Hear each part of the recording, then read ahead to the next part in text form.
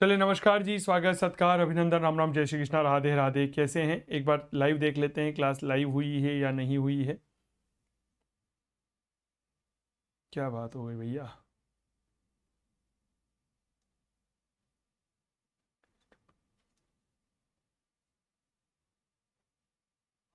चलिए नमस्कार जी, स्वागत सत्कार अभिनंदन राम राम जय श्री कृष्णा राधे राधे। कैसे हैं आप सभी? स्वस्थ मस्त तंदुरुस्त फटाफट से जुड़ जाइए ताकि आप और हम मिलकर के इतिहास विषय की एक शानदार परिचर्चा आप सभी के साथ में कर सके। हमने स्कूल व्याख्याता के लिए आप सभी के लिए एक व्याख्याता सीरीज यहाँ पर प्रारंभ की हुई है। इतिहास पढ़ा रहे हैं पेपर फर्स्ट का, फर्स्ट ग्रेड के लिए इतिहास। राष्ट्रीय आंदोलन में महात्मा गांधी का योगदान, यह महात्मा गांधी के संदर्भ में जुड़ी हुई हमारी आज अंतिम क्लास होगी। ठीक है, इसके पहले महात्मा गांधी के संदर्भ में हमने कई सारी चर्चाएं आप सभी प्यारे साथियों के साथ कर ली है। फटाफट से इस क्लास को अपने दोस्तों के साथ शेयर करिएगा। याद करिएगा, हमने अंतिम क्लास में आप सभी के साथ साझा करी त्रिपुरी अधिवेशन के परिप्रेक्ष्य में कुछ महत्वपूर्ण बातें। ठीक है, त्रिपुरी अधिवेशन के बाद में महात्मा गांधी एक आंदोलन शुरू करते हैं और वह आंदोलन होता है व्यक्तिगत सत्याग्रह। 17 अक्टूबर 1940 को यह आंदोलन शुरू हुआ था और यह ब्रिटेन के प्रति महात्मा गांधी के नैतिक विरोध की एक प्रतीकात्मक अभिव्यक्ति थी। इसका प्रारंभ महाराष्ट्र के पनवार से हुआ था। क्या ये बात क्लियर हो गई? और इस व्यक्तिगत सत्याग्रह के दौरान जितने भी सत्याग्रही थे उन्होंने एक नारा बुलंद किया, नारा किया दिया दिल्ली चलो। क्या कहा? दिल्ली चलो। इसीलिए 17 अक्टूबर 1940 को प्रारंभ हुए इस आंदोलन को, व्यक्तिगत सत्याग्रह को, दिल्ली चलो आंदोलन भी कहते हैं। क्योंकि महात्मा गांधी ने इस आंदोलन में यह कहा कि आपको जहां पर भी हैं वहीं से सत्याग्रह करना है। समझ में आ गई क्या बात? इसीलिए यहां पर व्यक्तिगत तौर पर सत्याग्रह करने की जिम्मेदारी दी गई। पहले सत्याग्रही विनोबा भावे बने, दूसरे सत्याग्रही जवाहरलाल नेहरू और तीसरे सत्याग्रही सरदार वल्लभ भाई पटेल थे।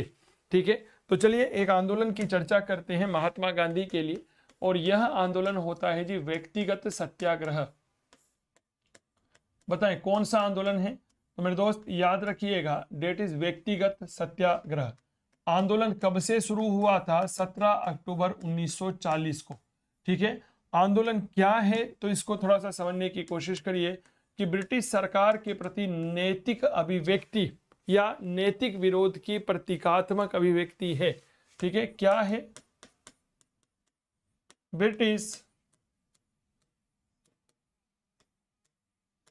सरकार के प्रति नैतिक विरोध की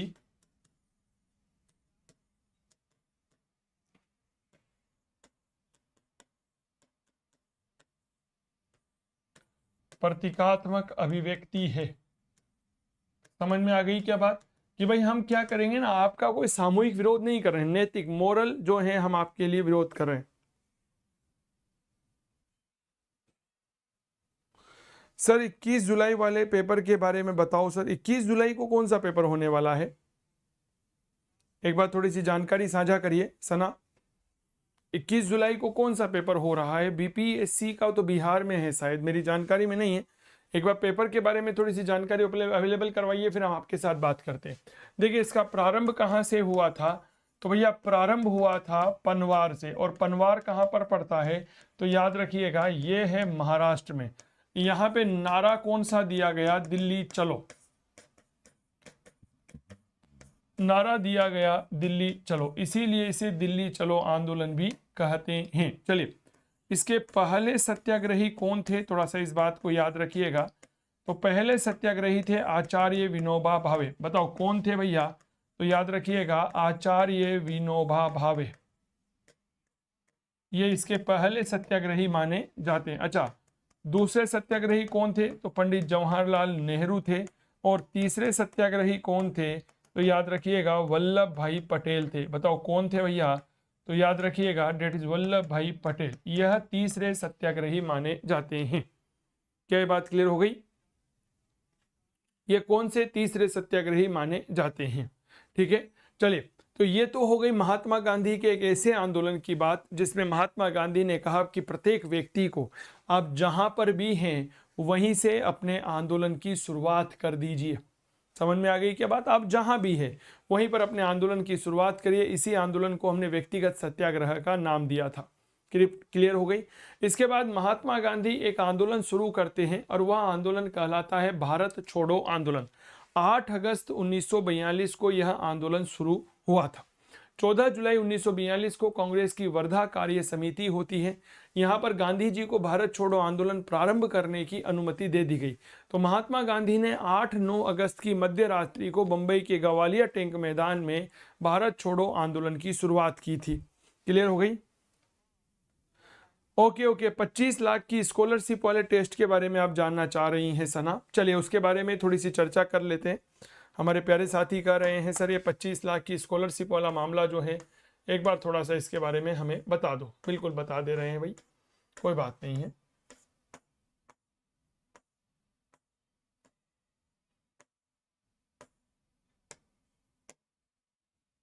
देखिए ये बेसिकली 25 लाख रुपए की स्कॉलरशिप का एक शानदार टेस्ट सीरीज आयोजित किया जा रहा है सना, समझिएगा। That's called K set, Kavya scholarship admission test है। इसमें यह निःशुल्क रजिस्ट्रेशन हो रहा है 1 जुलाई से लेकर के 15 जुलाई तक। और परीक्षा जो है वह आपके 21 जुलाई को होगी प्रातः 10 बजे से लेकर 12 बजे तक। समझ में आ गई क्या। अरुण जी नमस्कार।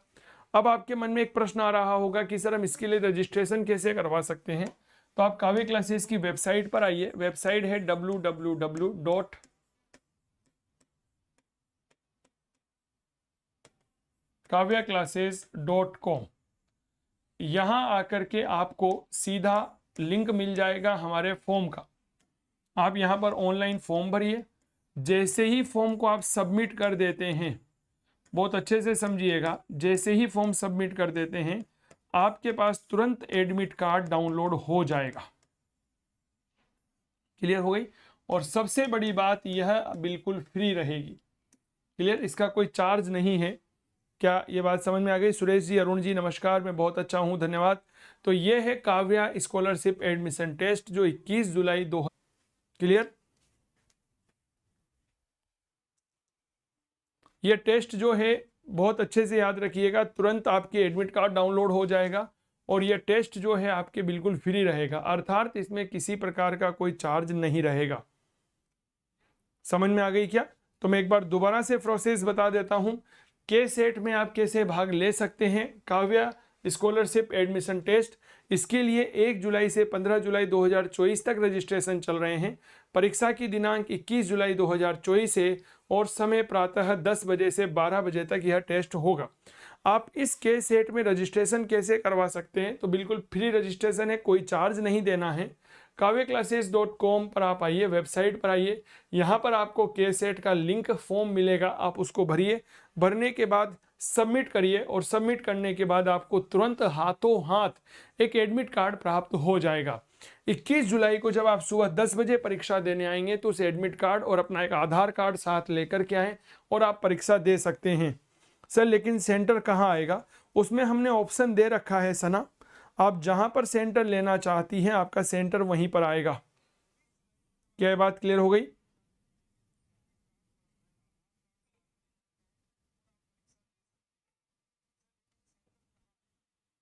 बताओ क्या ये बात क्लियर हो गई क्या। चलिए वहां पर कई सारे ऑप्शन हमने दे रखे हैं, आप उन ऑप्शंस में जाकर के अपना एग्जाम सेंटर ले सकती हैं। चलिए भारत छोड़ो आंदोलन के बारे में थोड़ी सी परिचर्चा कर लेते हैं। तो देखिएगा महात्मा गांधी ने एक आंदोलन शुरू किया, नाम था भारत छोड़ो आंदोलन। That's called quit India movement. बहुत अच्छे से बातों को समझिएगा। आंदोलन 8-9 अगस्त 1942 को प्रारंभ किया गया था और प्रारंभ हुआ था बंबई से। बंबई में जगह का नाम आता है डेट्स कॉल्ड गवालिया टैंक मैदान। गवालिया टैंक मैदान, यहां से यह आंदोलन प्रारंभ होता है। किसने शुरू किया, महात्मा गांधी ने शुरू किया था। तो महात्मा गांधी ने जब आंदोलन शुरू किया तो कुछ नारा दिया। पहला नारा महात्मा गांधी के द्वारा दिया गया था, करो या मरो। और दूसरा नारा दिया गया, अंग्रेजों भारत छोड़ो।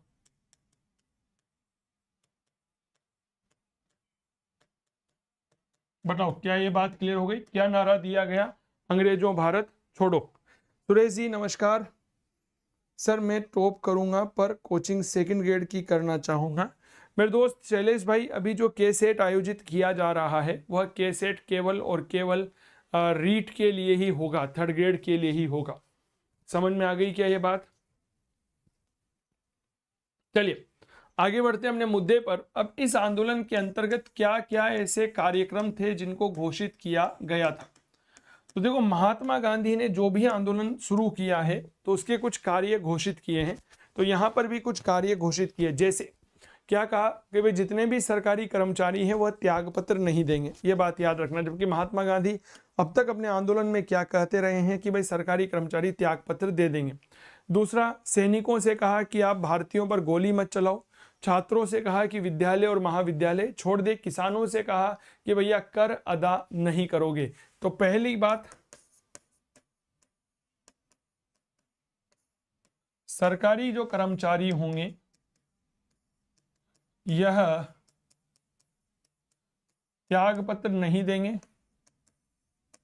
जो छात्र होंगे यह विद्यालय व महाविद्यालय छोड़ दें। किसानों से कहा गया भैया कर मत दो। सैनिकों से कहा गया कि भारतीयों पर गोली मत चलाओ।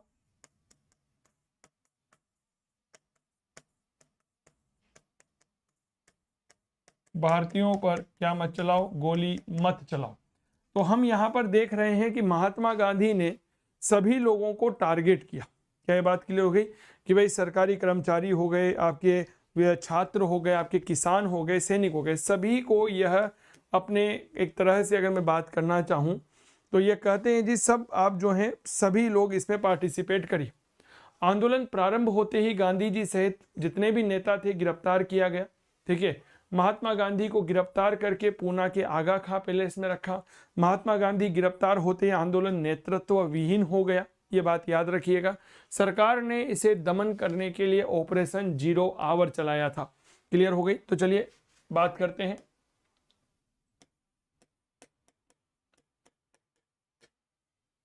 आंदोलन प्रारंभ, और जैसे ही प्रारंभ हुआ गांधी सहित जितने बड़े नेता थे इन बड़े नेताओं को क्या कर लिया गया जी? गिरफ्तार कर लिया गया। परिणाम स्वरूप हमारा जो आंदोलन है यह आंदोलन क्या हो गया? नेतृत्व विहीन हो गया।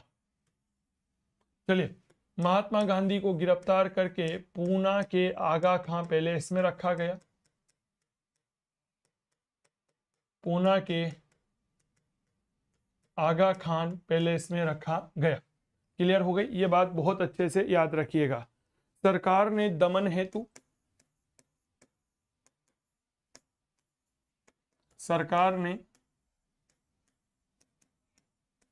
हेतु ऑपरेशन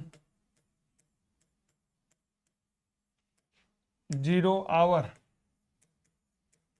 चलाया था। ठीक है, ये डायरेक्ट प्रश्न पूछा जाता है। जीरो आवर का मतलब होता है रात में 12 बजे। क्या ये बात क्लियर हो गई? मेरे प्यारे साथियों, उषा मेहता एक महिला थी। उन्होंने इस आंदोलन की जानकारी आम जनता तक पहुंचाने के लिए गुप्त रेडियो का संचालन किया था। क्लियर हो गई? तो उषा मेहता के बारे में याद रखिएगा। उषा मेहता, इन्होंने बंबई से क्या चलाया था? याद रखिएगा, गुप्त रेडियो चलाया था। आईएएस एग्जाम 2012-13 में ये सवाल पूछा गया था। कहीं सारी मैं भी आज से क्लास लूंगी। सोनिया जी बिल्कुल स्वागत है, नमस्कार आपका। इसके पहले की भी क्लासेस देख लीजिएगा, वह भी आपके लिए काफ़ी बेनिफिशियल रहेगी। क्लियर हो गई? चलो अब देखो क्या हुआ। भारत छोड़ो आंदोलन जैसे ही शुरू हुआ तो भारत में कुछ स्थानों पर समानांतर सरकारों का गठन हो गया। जैसे बलिया में चित्तू पांडे ने सरकार बना ली, मिदनापुर में सतीश सावंत ने, मिदनापुर बंगाल में है और बलिया उत्तर प्रदेश में, सतारा महाराष्ट्र में वाई.बी. चौहान और कोराठपुर उड़ीसा में लक्ष्मण नायक के नेतृत्व में सरकारें बनाई गई थी। तो मेरे प्यारे साथियों याद रखिएगा कहां कहां समानांतर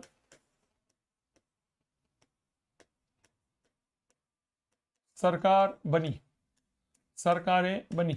बताओ भाई। तो मेरे प्यारे साथियों याद रखिएगा, जैसे हम सबसे पहले बात करते हैं बलिया की। बलिया पड़ता है उत्तर प्रदेश में। यहां पर सरकार बनाई भैया चित्तू पांडे ने। बताओ किसने बनाई? तो याद रखिएगा चित्तू पांडे ने। क्लियर? चलिए इसके बाद मिदनापुर की बात करता हूं जो पश्चिमी बंगाल में है।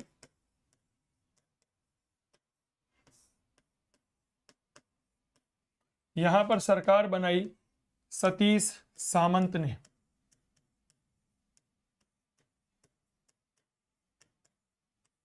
क्लियर हो गई? चलिए इसके बाद अगर हम और बात करते हैं सतारा महाराष्ट्र में वाई बी चौहान।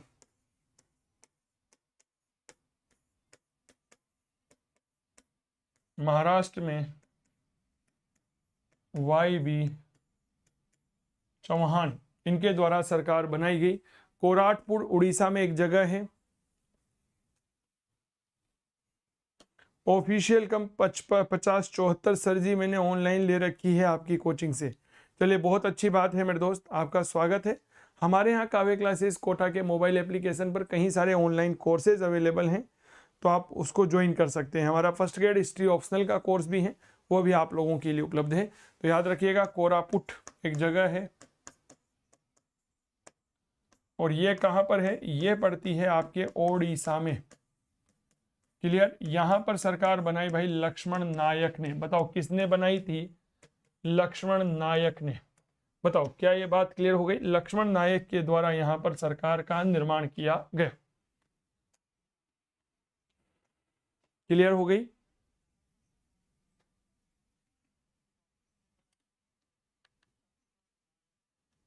हाँ, ये सरकारों का क्रम थोड़ा सा याद रखिएगा, ये काफी महत्वपूर्ण है ना, ये बेहद महत्वपूर्ण है। यहां से अक्सर सवाल हमसे पूछे जाते हैं, इसमें कोई दो राय नहीं है। बताओ भाई क्लियर हो गई? सरकारों में देखो क्या होता है ना, सुमेलित करने वाले सवाल हमसे ज्यादा पूछे जाते हैं। ये 4 जगह दे दी जाएगी, चारों लोग दे दिए जाएंगे जिनके नेतृत्व में सरकार बनी है। ठीक है? और मेरे प्यारे साथियों पूछा जाएगा सुमेलित करिए। एक प्रश्न सामान्यतः विद्यार्थी पूछता है कि सर जब भारत छोड़ो आंदोलन हो रहा था, ठीक है ना, उस समय ब्रिटेन का प्रधानमंत्री कौन था? बहुत ही लोकप्रिय सवाल है। अच्छा ठीक है कविता, वेरी गुड। तो सर याद रखिएगा इस समय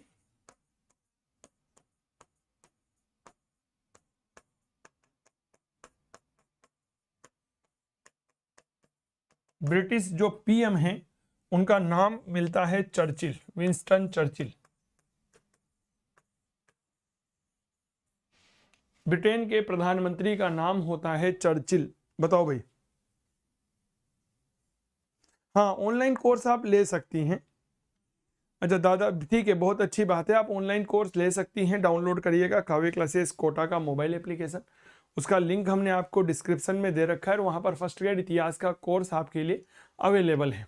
क्लियर हो गई? तो आंदोलन चला मेरे दोस्त, और 1944 में भारत छोड़ो आंदोलन वापस ले लिया गया।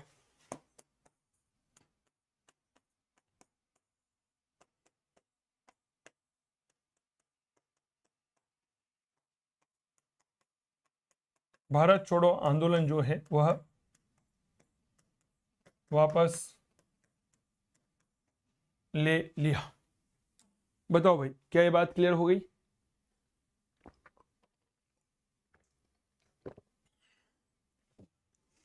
इसके बाद अगर हम महात्मा गांधी के योगदान की बात करते हैं तो कोई, हालांकि राजनीति में उनका योगदान है, सक्रिय राजनीति से तो संन्यास ले सके हैं, लेकिन अप्रत्यक्ष रूप से है। भारत छोड़ो आंदोलन के बाद में सी राजगोपालाचारी फॉर्मूला आता है 1944, 10 जुलाई की बात होती है, उसमें तो बहुत बड़ा योगदान गांधी का यहाँ पर नहीं होता है। क्या ये बात क्लियर हो गई? इसके बाद वेवेल योजना आती है 14 जून 1945 को। यहाँ पर भी महात्मा गांधी का अप्रत्यक्ष रूप से योगदान नहीं होता है, ये बात याद रखिएगा। ठीक है? कैबिनेट मिशन आया 1946। ठीक है? कोई बहुत बड़ा योगदान महात्मा गांधी का नहीं मिलता, क्योंकि हम बात कर रहे हैं जी महात्मा गांधी के योगदान के बारे में। 20 फरवरी 1947 को एटली की घोषणा हो जाती है। एटली उस समय ब्रिटेन के प्रधानमंत्री हुआ करते थे। क्या ये बात क्लियर हो गई? माउंटबेटन वायसराय बने 22 मार्च 1947 को। 3 जून को यह घोषणा होते हैं माउंटबेटन योजना की, जिसको हम 3 जून योजना भी कहते हैं। तो बहुत बड़ी घटना यहाँ पर नहीं हुई थी। ठीक है, महात्मा गांधी ने केवल एक बात कही कि विभाजन मेरे मृत शरीर पर होगा। ठीक है, भारत विभाजन के संदर्भ में महात्मा गांधी ने क्या कहा था वो लाइन याद रखना। तो लिखिएगा, भारत विभाजन के संदर्भ में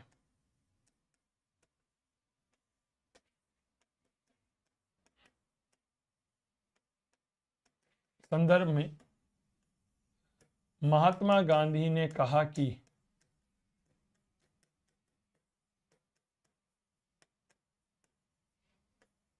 विभाजन मेरे मृत शरीर पर होगा।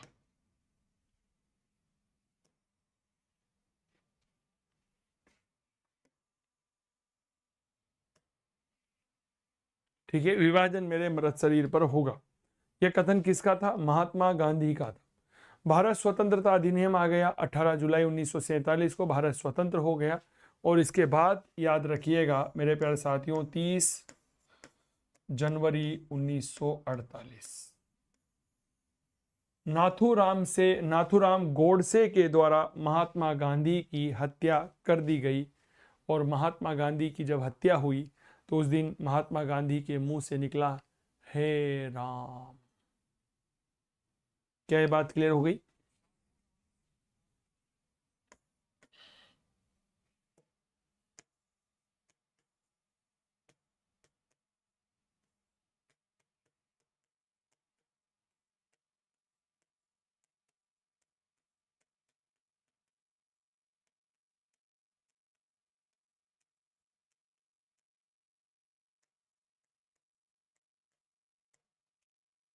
गांधी जी की हत्या। 30 जनवरी को हम मनाते हैं शहीद दिवस।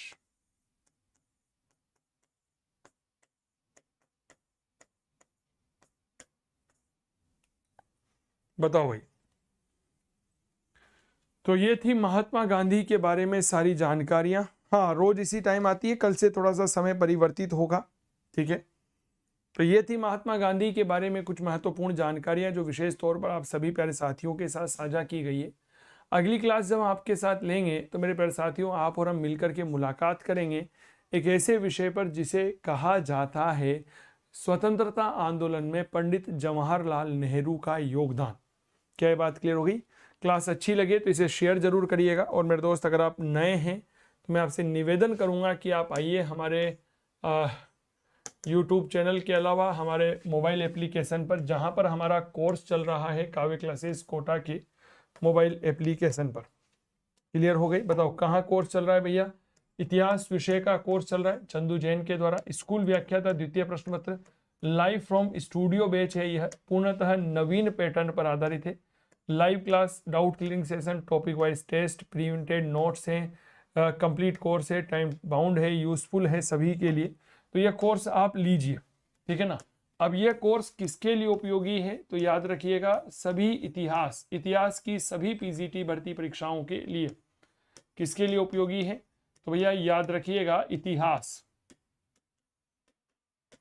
की सभी प्रतियोगी परीक्षाओं के लिए। प्रतियोगी या हम ऐसा कह सकते हैं पीजीटी। समझ में आ गई? याद रखिएगा, पीजीटी भर्ती परीक्षा के लिए उपयोगी है। पीजीटी भर्ती परीक्षा हेतु। ठीक है, चाहे वह आपकी आरपी, ठीक है, मध्य प्रदेश का हो, यूपी का हो, बिहार का हो, छत्तीसगढ़ का हो, उत्तराखंड का हो, ठीक है, इधर से अलावा झारखंड का हो। ठीक है, आप इसको यूज करिए हरियाणा के पेपर में भी, हिमाचल प्रदेश के पेपर में भी। इसके अलावा केवीएस हो गया, एनवीएस हो गया, DSSB हो गया, किसी भी भर्ती परीक्षा में आप इसको प्रयोग में ले सकते हैं। क्या ये बात क्लियर हो गई? तो यह कोर्स आपके लिए रहेगा पायल ब्रह्मदत्त, चलिए बिल्कुल पायल, बहुत स्वागत है आपका। अच्छा लगा आपको क्लास में देख करके मैम, जो बहुत अभिनंदन आप सभी प्यारे साथियों का। रोज हमारी क्लास होती है काव्य क्लासेस कोटा के यूट्यूब चैनल पर, आप हमसे जुड़ सकते हैं। जहां पर हमारा कोर्स, अगर आप इतिहास विषय की तैयारी करते हैं फर्स्ट ग्रेड ऑप्शनल से, तो यह कोर्स आपके लिए समान रूप से उपयोगी रहेगा। क्या ये बात समझ में आ गई?